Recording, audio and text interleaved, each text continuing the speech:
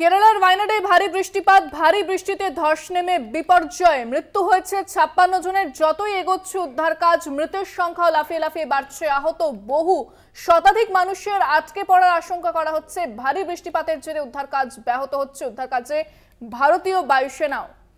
এখনো পর্যন্ত মৃতের সংখ্যা জানা যাচ্ছে 56 এবং বাড়ছে মৃতের সংখ্যা। শতাধিক মানুষ সেখানে আটকে রয়েছেন, এমনটাই কিন্তু আশঙ্কা করা হচ্ছে। আমরা এই বিষয়ে বিস্তারিত কথা বলবো। ফোনে রয়েছেন আমাদের অ্যাসাইনমেন্ট হেড দিব্যেন্দু ঘোষ।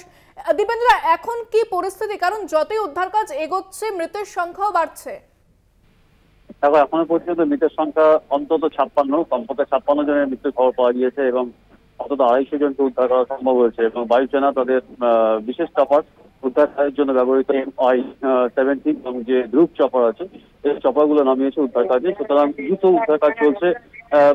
কিন্তু উদ্ধার কাজে কিছুটা পেতে হচ্ছে, তার কারণ কেরালায় কিন্তু লাগাতার বৃষ্টি চলছে এবং গত কয়েকদিনের বৃষ্টিতে যেভাবে এলাকাতে ঘটনা ঘটেছে, অর্থাৎ ওয়েনারের যে পার্বত্য অঞ্চল, সেই পার্বত্য অঞ্চলে কিন্তু উদ্ধার কাজে যথেষ্ট বেগ পেতে হচ্ছে। সেনাকে NDRF এর টিম আছে, SDRF এর টিম আছে, সেনা আছে, সবাই উদ্ধার কাজ চালাচ্ছে। জোর কদমে উদ্ধার কাজ চলছে। কিন্তু যে খবর পাওয়া যাচ্ছে প্রতি মুহূর্তে, তাতে বহু মানুষের আটকে থাকার সম্ভাবনা, যে কারণে কিন্তু মৃতের সংখ্যা আরো বাড়তে পারে। ধন্যবাদ দিব্যেন্দুদা। কথা বললাম আমাদের অ্যাসাইনমেন্ট হেড দিব্যেন্দু ঘোষের সঙ্গে। মৃত্যু হয়েছে এখনো পর্যন্ত 56 জনের, আহত বহু। বায়ুসেনা উদ্ধার কাজে হাত দিয়েছে, তবে যুদ্ধকালীন তৎপরতায় সেই উদ্ধার কাজ চলছে। তবে ক্রমাগত বৃষ্টি হওয়ায় কিছুটা হলেও বেগ পেতে হচ্ছে উদ্ধারকারী দলকে।